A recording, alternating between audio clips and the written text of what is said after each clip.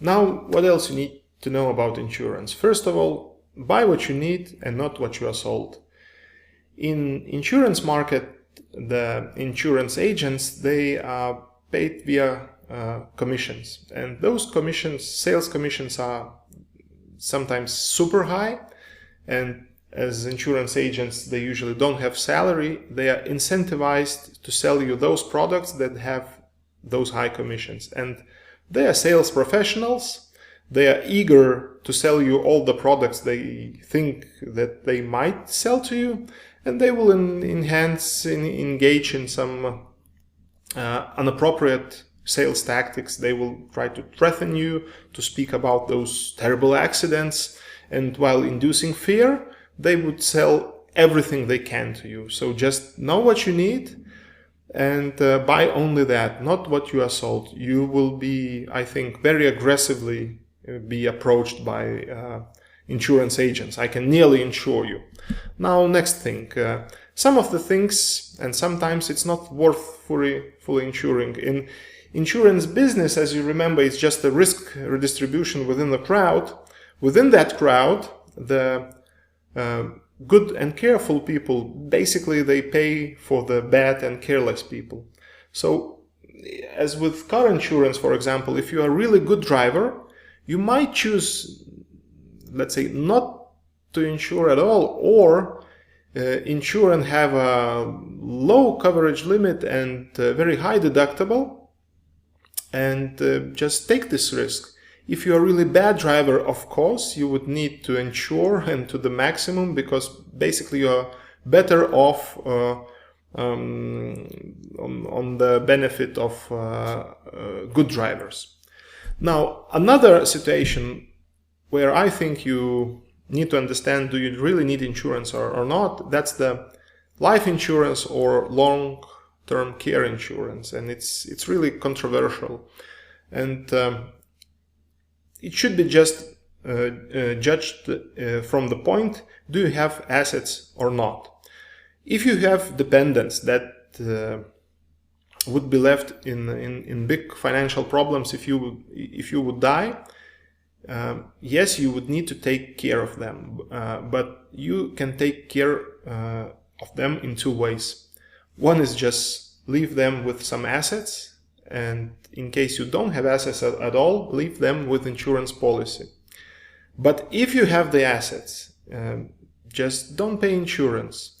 They would be better off left with, let's say, $100,000 and not $100,000 minus insurance premiums over 20 years that you have paid, and only then additional $10,000 for the event of your death, for example. So I think if you are financially stable, not say rich, but let's say quite wealthy, you don't need the life insurance policy, because you already generated for yourself and for your dependents the insurance fund. The next question is when it's not worth saving on insurance. And I think that if you are with health insurance in US, for example, if you are really young and you don't have kids, theoretically you might not insure your health at all. But I think that it's just not worth risking that much. You should get just the most basic one, just in case something totally bad happens. Have a super high deductible on that.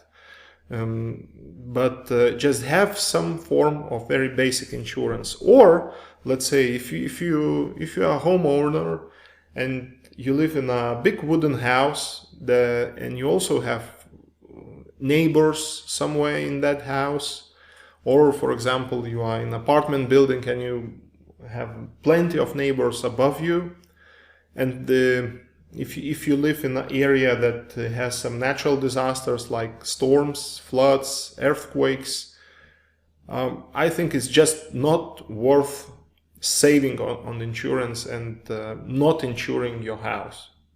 not insuring your health at all if you live in US, or not insuring your house is just gambling and just too risky.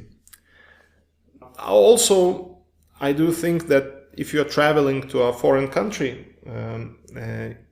it's worth buying the travel insurance, especially if you're traveling to a country that you have never been there, because you never know what kind of food you will eat there. Maybe you can get some kind of poisoning or some kind of allergy or some kind of new bacterial infections, and you don't know how a healthcare system works there, and you will be out of time, out of knowledge what to do. And the best things there is just to have a travel insurance when you can go to basically any of even the expensive commercial hospitals, asks for service, usually pay for that service, and later get from insurance everything compensated. That's my point, that it's worth when you are visiting first time the country that you have never been there. Now, another thing when it's definitely worth not insuring is that you just might kind of accept some kind of risks. But accepting does not mean that you simply don't do anything about it. This means that you have this emergency fund that we talked in the budgeting part, which is in your savings accounts or just cash at home. And if something would happen, you will take the money out of this emergency fund. So you simply don't insure against very small things, losing your phone, or losing your laptop, having your laptop stealed, or maybe you might afford also, if you're a good driver, for example, having way high deductible for the car insurance, which you, of course, in case of an accident, will take out of this emergency fund. So it's really a good practice of just self-insuring via emergency fund against many, many small risks, and don't bother talking about insurance policies with insurance companies. So that's one of the reasons, basically that's the main reasons why to have an insurance fund at all.